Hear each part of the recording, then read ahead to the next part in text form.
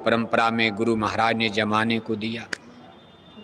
अगर गुरु महाराज न बताते कोई ये भी नहीं जान पाता गुरु महाराज का किस जाति और वंश में जन्म हुआ, उनके गांव का नाम क्या था, उनका जिला कौन था। ये भेद तो गुरु महाराज ने इटावा जिले में जब काफिला लेकर गए भरथना में, खेतौरा गांव के करीब डेरा डाला तो खुद बताया कि भाई यहीं मेरा जन्म हुआ था। ये गुरु महाराज ने परिचय दिया, नहीं कौन जानता था।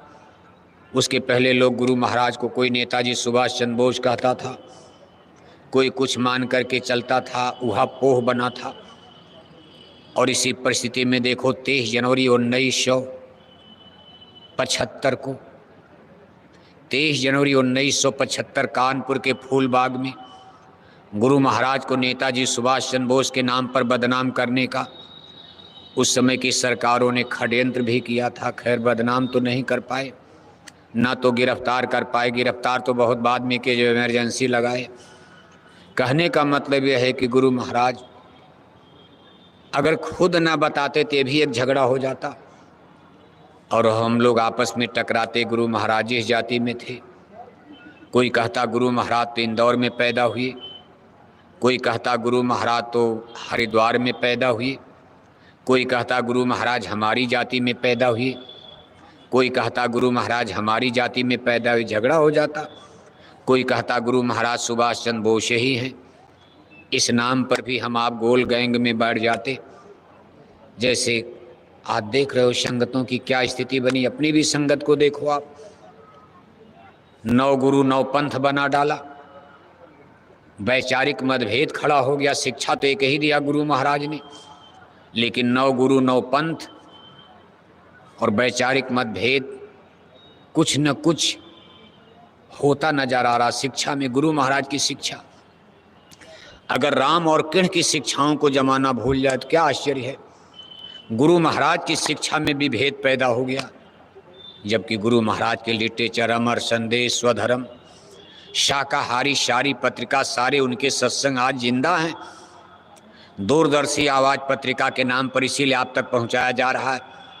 अमर संदेश, स्वधर्म, शाकाहारी सब प्रेस बंद हो गए, पत्रिकाएं लोगों के यहाँ नहीं हैं, इसलिए उसको खोज खोज कर वो बातें। सन 70 का सत्संग, 72 का सत्संग, 68 का सत्संग, 60 का सत्संग, ये सब आप तक पहुंचाया इसीलिए जा रहा है कि गुरु महाराज ने समय समय पर क्या कहा और आप इस पर धोखा मत खाना। लेकिन कुल मिलाकर के देखो बात बनती नजर नहीं आ रही है। और उसका परिणाम 20 मई में भी खड़ा हुआ था। 20 मई 2012 यहाँ स्थिति इतनी भयंकर हो गई थी, कुछ लोगों ने परमार्थ के विपरीत आचरण शुरू कर दिया था, जैसे रगड़े झगड़े की स्थिति बन गई। लेकिन गुरु महाराज की दया कृपा, शासन प्रशासन के सहयोग से, उसमें शासन प्रशासन ने जो उसमें शासन था, शासन और प्रशासन इतना सहयोग किया कि 20 मई को कोई अनहोनी घटना नहीं घटने पाई। नहीं तो सत्संगी इतने बौखला गए थे, इतनी बवालबाजी खड़ी थी। जो लोग यहाँ थे, उधर नारा लगा रहा, कोई एक गोल उधर नारा लगा रही, कोई उधर झगड़ा कर रहा, कोई उधर झगड़ा, कोई चक्का जाम करने चला गया, रोड जाम कर दिया।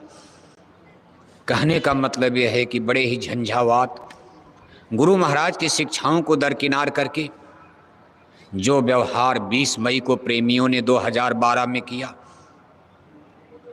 जमाना हम आप इसको भले भूल जाए, लेकिन इतिहास ने देख लिया इसको, इतिहास ने इसको दर्ज कर लिया, नोटिस में ले लिया है।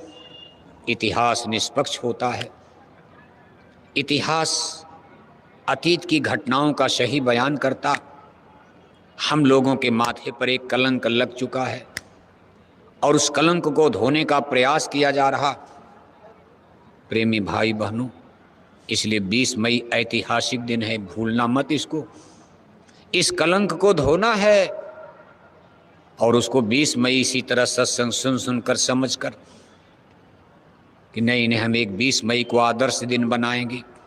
अब वो इतिहास में उसकी पुनरावृत्ति 20 मई की नहीं करेंगे, हम प्रेम का संचार करेंगे, संसार में लोगों में समरसता, प्रेम भाव भरा जाएगा, प्रेम मोहब्बत आएगा, सब में दया धर्म आएगा। लेकिन कुल मिलाकर के जो घटना घट जाती उसको अब कौन मिट सकता, कौन मिटा सकता इतिहास को। इतिहास की दृष्टि बड़ी गजब होती, जैसे दिव्य दृष्टि होती, जैसे तीसरी आंख होती। रावण के समय में कोई बोलता नहीं था, लेकिन इतिहास ने लिख दिया कि रावण राक्षस बता दिया। बताओ, इतने बड़े राजा को कोई जीते जी को दे रावण मरवा